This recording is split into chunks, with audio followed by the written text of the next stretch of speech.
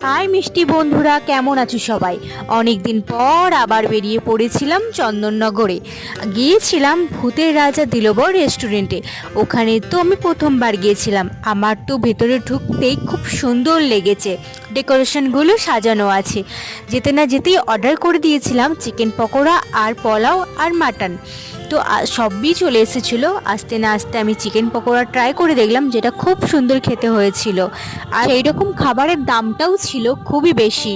তো আমরা normally chicken pakora 15 টাকার খেয়ে থাকি, সেই তুলনায় সেটাও খেতে খুব সুন্দর হয়, বাট এটাও খেতে ভালো ছিল। আর তারপরে খেয়েছিলাম পোলাও আর মাটন, জাস্ট সাইজটা দেখো, খুব লোভনীয়। যাই হোক, চলো আমি চটপট খেয়ে নিই। খেতে তো খুবই ভালো লেগেছিল, কিন্তু মাটনটা একটু বেশি ঝাল হয়ে গেছিলো, যেটা আমি একদমই ঝাল খেতে পারি না। তো ভালোই লেগেছে। যাই হোক, তোমরা কে কে এই রেস্টুরেন্টে এসেছো অবশ্যই কমেন্টে জানিও। তো চলো, টাটা।